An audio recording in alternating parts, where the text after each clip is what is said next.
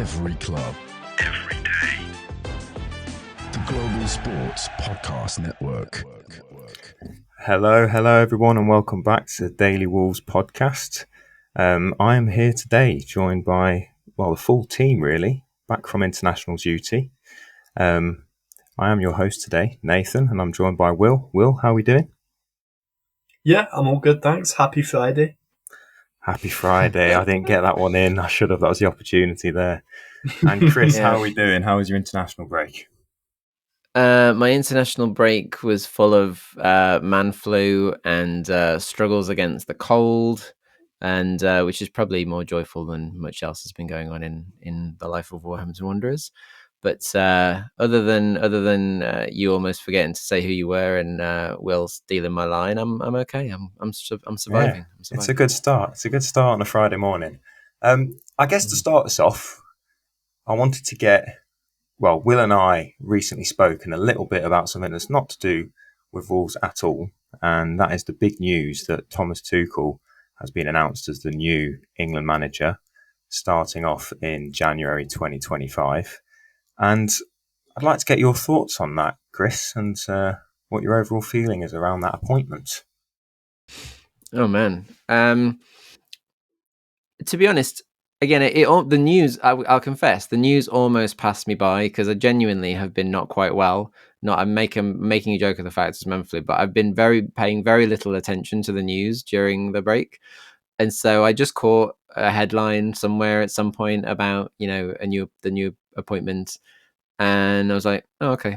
I didn't really think much of it. I did catch a thing on social media over then, a ton of people rambling on about how annoyed they are it's a foreign manager. Does it matter? Does it really matter in this day and age of international, football and people? I mean, look how many Europeans and just full internationals from different countries around the world, nationalities, are in the playing in the Premier League and managing in the Premier League alone. It's the modern game, and it's not like it's the first international, foreign manager we've had. Whether or not they're successful is another thing, but it's not new. An English manager did great, but hasn't quite done it. And so I just don't think it's a big deal really in this day and age. And how many great British managers are there at the moment? Not Gary O'Neill, that's for sure. Yeah, so dead right. He was one of the potential contenders if you're going to throw one of the few limited English names out there. And the most of them are in jobs that aren't going to do it. I mean, I say most. I'm thinking of what's his face at Newcastle. Who else is there really? I mean, yeah. I mean, you've mentioned Eddie Howe there. There you go. Gary O'Neill. Who else? Graham Potter. I quite like Potter. The other two, I think, are just glorified PE teachers. And especially, when you compare it to the other international managers, it's a no-brainer. It's a no-brainer, really. And I'm glad to hear, Chris, that words of wisdom there. The international break hasn't taken that away from you, despite you being a bit under the weather. And if anything, actually, I feel sorry for you, not just because of being ill, but being ill in a time in which there was no Wolves. This was a time in which Nathan and I were speaking about how nice and relaxing it's been, to have a weekend that we know wasn't going to get ruined by conceding 5 goals. Yeah, I mean, then again, Chris, watching the Wolves might have made the flu even worse, and you might not have been able to recover. So maybe it was a blessing in disguise. Having it at that time. But in essence, I think everyone just needs to calm down about this whole management thing. Just calm down. You get worked up about nothing. Agreed. And if they win something, are you the same people who are moaning now are not going to say a thing about it? Exactly. No, well, this is very much my point. I mean, those people who are complaining will be the first to be, having wild celebrations. And as I said on our previous episode, Chris, I could not care less where the manager's from, who they are, or whatever. So long as they're successful, that's all that matters, and I think Tuchel as well, in the little interviews he's done, he's obviously passionate about getting the job. He obviously values the role immensely. And I think as long as you've got that, along with the main thing, as we're saying, the ability to win tournaments, the ability to be a really good manager and manage a set of players that are, I mean, what a squad England have got, right? So Yeah. as long as he's got that, then that's fine. But okay, well, we'll segue from the England chat onto a squad with just as much quality. Yes. In the mighty Wolverhampton Wanderers. A few of the players were off on international duty over the break. Some of them getting more minutes than others, alluding to like Strand Larsen had a couple of cameo moments for Norway, and then we've got Lamina and Aït-Nouri that played full games. Andre had a good couple of cameos for Brazil as well. What are our thoughts going into tomorrow's game against City at home, guys? Will, I'll let you give me an initial. I'm going to pick up on the fact and just annoyingly correct you that it is Sunday's fixture Sunday against City. We're getting too used to Saturday at 3 o'clock. International break's got me slacking here. Yeah, you've had those Saturday 3 o'clocks buggered. I mean, have you seen our fixtures for the festive period being announced, being moved for Constantly TV? Moved about, yeah. Yeah, I think we've got 3 Monday night games or something like that. Like we don't have any Saturday 3 o'clock. Well, obviously we've got 1 or 2, but yeah. Anyway, sorry, I'm digressing. Yeah, that's I can't think that far ahead right now. I sort of want to because I don't want to think of the near future, which I'll be honest, Nathan, you know me, I'm a ray of optimism and hope and joy. Are you talking about me? Not the best. No. But yeah, I just sort of, I don't care at this point about our fixture against City. I just see it as a complete and utter free hit for O'Neill, which is frustrating but good in a way, but annoying because you want to compete. It's just if I was a City fan, or if you're a City fan listening to this, trying to get a sort of taste of things to come this Sunday, I really wouldn't be worried at all about coming to Molineux, which I think is really sad for our perspective, because if you look at the recent years, I mean, we beat City last year, we can't forget that.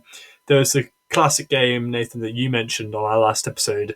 Was it the 2019 3-2? Yeah. Legendary. Comeback, great day. And we drew to them, I'm pretty sure, at home in our first season promoted. So, recent history shows that we can do it. And we all know this. This is old news.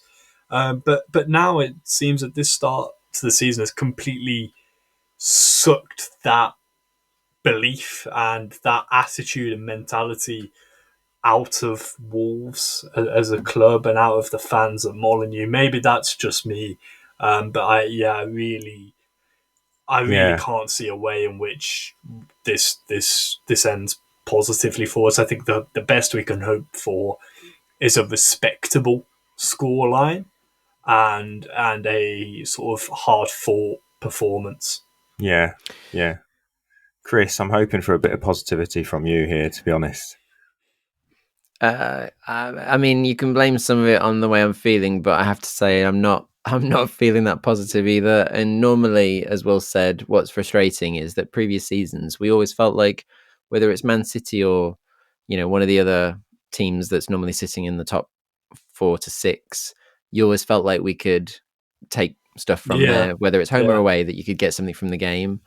And whatever's it is that's going on this season just feels, going into this one, like that's not the case. I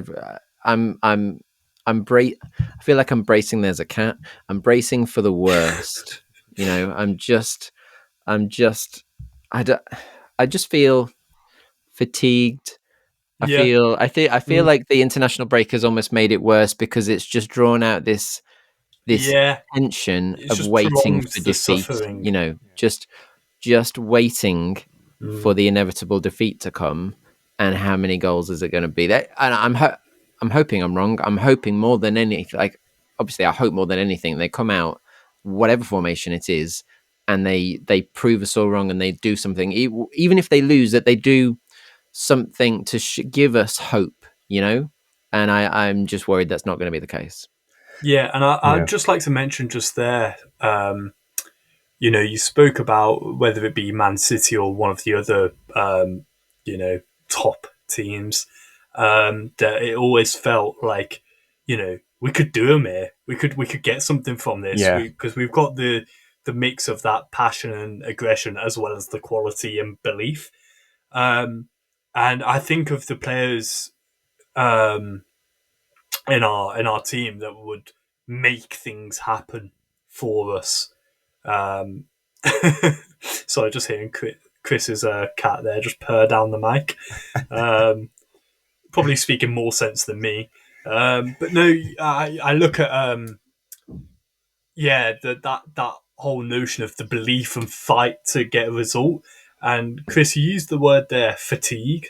It was speaking about yourself personally, but it's something we've spoken about before, guys, about how fatigued the squad looks during games, and just tired and lethargic, and how difficult everything seems to be for them. And I can just see it playing out exactly like that. The players such as Lamina and Gomez sort of battling away, but then that's what you'd like in theory, but in reality, when they just look knackered, they're not getting a touch of the ball, and we're 3-0 down.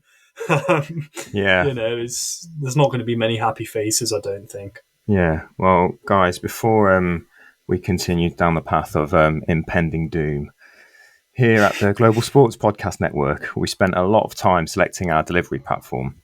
Zencastr came out the clear winner, with 4K video recording from your phone and AI editing that automatically removes all those ums and ahs. It's super easy to start a podcast that sounds great and is delivered efficiently. If you're ready to tell your story, check out the link in the show description to learn more. Yeah, so on the topic of like the impending doom and the players being a little bit tired and out of fitness a little bit, how do we spoke a little bit about Lamina's kind of, let's say, little fitness niggles, and I guess the squad being a little bit thin. How do we feel about the fact that Lamina and Aït-Nouri have both played 2 90-minute games within the space of 5 days internationally with lots of travel? I know that, it's nice to see our players represented internationally, but do we feel positive that, they've gone away and got minutes under their belts and got wins and draws, or are we thinking that might be negative going into the weekend? I'm intrigued by Lamina playing, 2 full matches, with the way his knee has been bandaged up and he's been sort of hobbling about the middle of the pitch at times. It doesn't fill me with joy, but then at the same time, you'd like to think that it goes to show that he's okay. And, if anything, he'll be sharper than he was against Brentford. He can't really be much worse. But yeah, it's just... I see what you're doing. You're trying to sort of seek out some positivity from somewhere. They've gone away on international break. They've done all right. 90 minutes. They've played good football, and so on and so forth. Do I see that translating into anything at all on Sunday? No.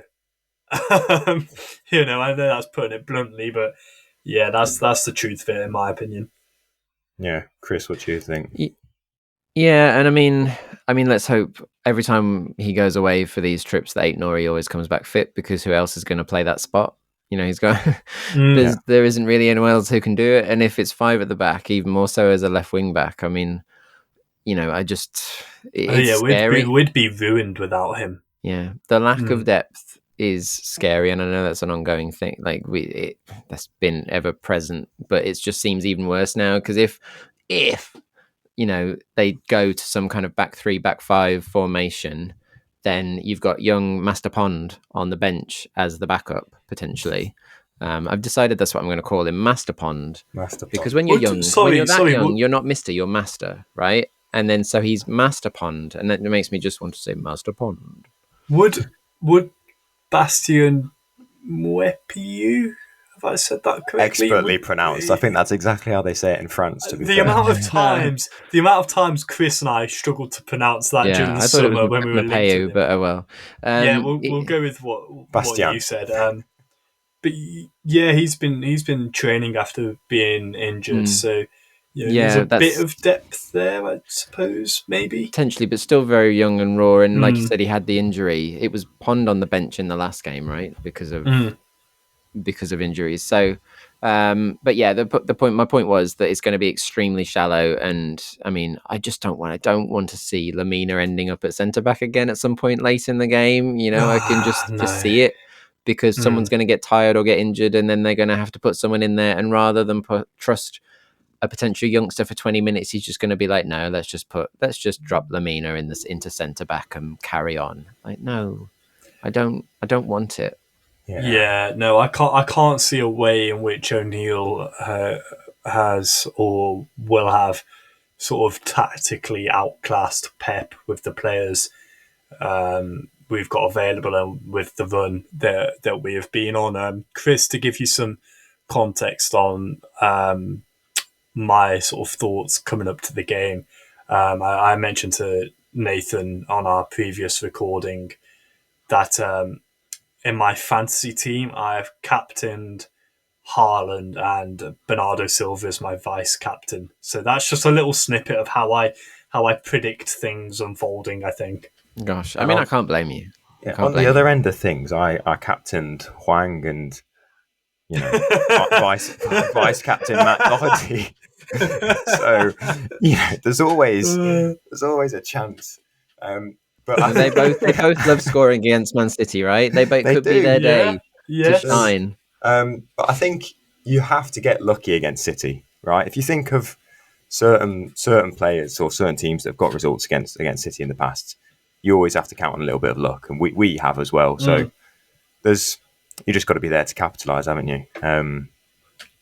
But yeah, something I just wanted to mention. I mean, we just spoke about Huang there. We just mentioned him, and I can't believe it's something that we failed to bring up so far. Is the fact that he was obviously away with South Korea and had to be substituted off with what looked to be quite a nasty ankle injury. Yes. So, of course, he's not been in great form. And of course, O'Neill perhaps shouldn't have been playing him in games that he has played him in. But that's never nice to see. We never want one of our players to be injured in any way. But yeah, it's just another thing to add to the growing list of issues at Wolves right now. One of which was his form. And now he's on the list again with his injury. Hopefully comes back sharper. Again, as I mentioned about Lamina coming back from international break after playing 90 minutes, hopefully he comes back sharper. I don't think any of them can come back any worse than they were. They can't be less sharp. Yeah. Yes. No, I was thinking. Sorry, thinking back to Brentford, it did, and thinking about the sharpness because it's just making me think back to that performance. I've still got nightmares, and I don't dream. I don't have nightmares. So for me to have nightmares is quite shocking. But the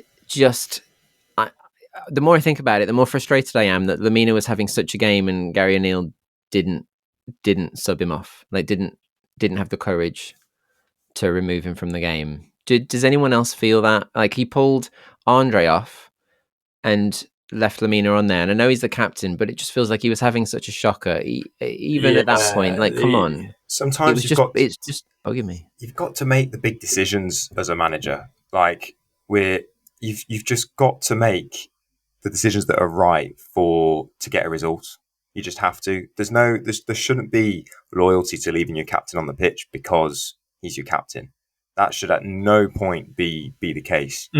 If he's not adapting well to the game and he's had a shocker for the first half, just take him off. And in that same vein, don't take off the player who's arguably been our best player this season. I mean, he got player of the month, didn't he? For a reason. Yeah, exactly. So Andre's been here at that point. I think he'd been here probably less than a month and still got Player of the Month because of the fact that he was so outstanding amongst obviously not a great bunch at that point, given everything. But he's clearly shone to the point that the fans were like, "Yeah, Player of the Month." Yeah. I mean, it's certainly worrying. Sorry, Nathan. I just want to mention you spoke there about not taking Lamina off. Would be somewhat more understandable if it wasn't for the substitutions of, like we said, the constant appearances of Hwang for no apparent reason. Doherty coming on quite early on in the season, getting a lot of game time ahead of the likes of young Pedro Lima, who's looked excellent when he has played for us in the Cups. So it'd be more forgivable if results were going our way and if other subs were making sense and you could take them in isolation. But it's not, and it's that classic thing that we've spoken about before. With how bad things are going, every small bad thing makes everything else then more difficult and more pressured, and so on and so forth. So it only has a knock-on effect.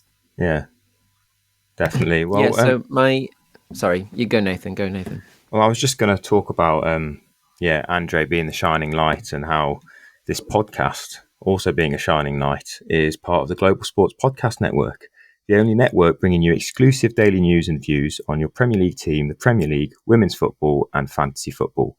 A unique listening experience that puts fans first, bringing you the very latest breaking news from your team. Subscribe wherever you get your podcast and make us your first listen every day. Global Sports Podcast Network, every club, every day. Sorry, Chris, you were going to say. Yeah, I was just going to say, I mean, I might be about to steal your thunder, but we spoke about, not subbing players maybe because of loyalty or the people that you think are the stars of the club or whatever the reasons are. So looking ahead to the weekend then, there was a big hoo-ha made about his post-press conference after the last game about, we might have to change it for the first time ever. And do you think either, guys, is he going to go for a back four or is he going to go for some form of back five? And if so, if it's a five, who most importantly is going to be in midfield? Because is it are you going to go 2 or 3 of those magic 3 that have been playing the last few games? Yeah. Well, Nathan? The way I see it is he's voiced the idea of he may have to go to a back five and play as only 3 senior fit centre halves. I think he may have got that in there in the press conference previously to kind of back himself up in a way, so that if one of them does get injured and we play a back five, kind of I told you so sort of thing. I don't know if that's me being really pessimistic, but I do think he's going to go back five, and what I would like to see him play is 2 out of our defensive midfielders. Yeah, so Andre and Lamina, or if he wants to put Andre and Gomez, but as long as he doesn't put Lamina out wide, he's going to do that. But yeah, I do think he's going to go back 5, but then he might even go 3 in midfield as well, which I think would be too defensive. Yeah, but... see, I was going to say, personally, that would be my formation, would be the 5-3-2, as in, that's the formation that I expect to see. Just keep it, that sort of Christmas tree shape, if you like. As many players, protecting our goal as possible, to hopefully stop City from scoring. I mean, imagine if we got a clean sheet. Imagine. I know that's very wishful thinking from me. But just speaking of midfielders, we've gone a whole episode and I've not mentioned Neves, and I always want to find a way, but I just saw prior to recording that I think it was 3 years ago to this day, the day that we're recording on, was the 3-2 away to Villa. And just watching that clip and seeing that circulating just really upset me, because, you think of the vibe then, and then us now, the way the mood and atmosphere around the club is. And it's just something I wanted to share just because he's on my mind, guys, and I hope that's okay with you. Sorry, Do you always want to mention Neves? Because it feels like you don't, because every time someone does, you get all upset. And secondly, the vibe at the club around outside of that win was not actually that great, if I No, I remember meant at that rightly. specific moment. I was saw gonna the, I saw say, the scenes because in that the was not a away great end. season All overall. that Will saw in that moment was Neves, Chris. Just so you know, Yeah. there was nothing else going on at the club for him. I do want to mention that Large was doing better at that point in time than O'Neill has been. Now, Still, you get my point. There was some tinted glasses there as you Yeah. just saw the goal and forgot everything else going on around it in that and moment. that's what he does to you, Chris. Oh my That's gosh. what he does. Oh my gosh. Backtracking a second, in terms of the formation, I think if it was anyone but Man City, I would say, like, this is assuming it's a 5 at the back situation of some description, then I would say the 2 holding in midfield. But given that it's Manchester City, I can see him. I can see a reasoning for potentially going with the 3 in midfield for more protection.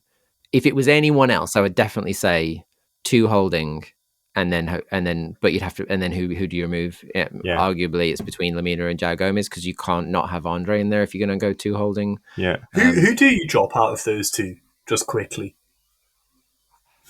I would go Lamina based off of form. Literally just on form, I would probably go Lamina. So that's one vote for Lamina. Yeah, based on last game alone on form. I mean, because he hasn't been great previously, but to be honest, I don't think João Gomes has had his best start. I know he hasn't been with us that long, but he's not been at the levels we saw him at last season either. So neither of them have covered themselves with glory, but Lamina's made more mistakes, given away more direct chances that have led to goals, arguably. So therefore, I would put Lamina on the bench. Yeah, because like I said, I don't want to see him out on the wing. I do not want to see him on the wing. No, not at all. Not when you've got Forbes, Sarabia, Lima, just anyone out there. I can't wait for his cameo at left wing back when I know he inevitably gets injured and we've got no one else. Yeah, well, we've got Matt Doherty that can't get into an Ireland squad, unless he's injured. Is Matt Doherty injured? I don't think he is he? Unless he's hurt his back playing golf. I've not seen. So. It's not that I'm aware of. Yeah. I've always just on that point. I've always sort of thought and seen him at Ireland as weird, because I've seen him wear the number 10 shirt and the number 7 for them. He's their most attacking player, isn't he? I just find it mental. Premier League quality, yeah. I just find it mad. Yeah. Anyway, we digress. Still one of our best finishes. I'm going to die on that hill. Still one of our best finishes. I was gonna ask as well. Are we accepting that it's going to be Cunha and Strand Larsen up top then? If we were to go with that 3 in midfield, what are your thoughts on who we? Because we may have a chance in the game, and who are we wanting that chance to fall to? You know what I would like to see, and I'm going to go slightly rogue with this, and it won't happen, but I would like to see if that 5-3-2 formation was what we went with. And this is potentially a bit harsh, but I would like to see Cunha and Forbes. Now, I know Forbes plays more out on the wing, but if I think of the game, if you're sitting that defensively, and you're just lumping balls up to Strand Larsen, unless those are getting flicked on and held up directly to Cunha, you're done for. But we all know City are going to play a higher line, and I think the more pace we can have up front, to when we do get it up front, be direct just between those 2. Because if it was to be Larsen holding it up, he's not just got to wait for Cunha to be available to play it off to, but then the rest of the team is going to be that deep in our own box that by the time they're in a position for us to play off, the big man up top, if you like, would have most likely have lost the ball by that point. So I'd like to see a lot of just attack and raw sort of attacking prowess in the shape of Forbes. I've really liked him. And I think if you can get him in behind their high line, And we all know the quality Cunha has. I think he's, just a definite starter. I think we could cause them more trouble than if we had just a big striker playing off the centre halves. Yeah, I get what you mean. I see your point. A, I don't think it would happen. B, I think I would still prefer to have Larson up there. I think a little bit of disservice there, because I can see him holding the ball quite well, and he's quicker than he looks. He has made some. I think he can. I think he can do a decent job. But if it was two holding midfielders, then obviously I'd like to see then Forbes, Cunha, and Larson. That would be a great. That would work really nicely with Forbes and Cunha in support on the wings. That'd be amazing. Yeah. And it could still be that. It could still be. Could be. Yeah, it could be. Okay, then this is the moment we're all dreading, I guess. I'd like to hear some match predictions from you guys. So I'm just going to sign off. I think I'm being called for dinner. I would like to keep it down to purely the scoreline. I don't want any justification as to why. I think we've given that enough. So, Will, I'm going to come to you first. What is your prediction for Sunday's game? 1-0. You asked for just a scoreline. I'm not saying no. That's fair enough. I was taken aback. Wow, one goal in the entire game. Wow. Yes, I like it. Wow. Yes, that's my bold prediction. I'm reeling. My gosh, I haven't really thought about an exact scoreline, but gosh, and I, despite all my pessimism, it is like I just can't. I don't want to say. Come on, Chris. I don't want to say a lost scoreline. I just can't. Verbalize that. It's not right. It's not in my blood. So I'll be bold and say a draw. And so you asked me for scoreline. I'm justifying. I'm sorry. I went off tangent. Let's go 2-2. I like it. I'm going to go 1-1. So you've heard it here first, guys. Positivity from three of us, which is unheard of. So surely if that doesn't set you off right in your day, I don't know what will. And on that note, technically, Will didn't say the team, so we don't know if that was a positive result or not. I'm just assuming the home team came first. I also think even if it is 1-0 to City, that's still a relatively positive prediction as far as I'm concerned. But make of it what you will. Yeah, well, it's a fairly positive note to end this one, I guess, then, guys. So thank you everyone for tuning in, and we will catch you in the next episode.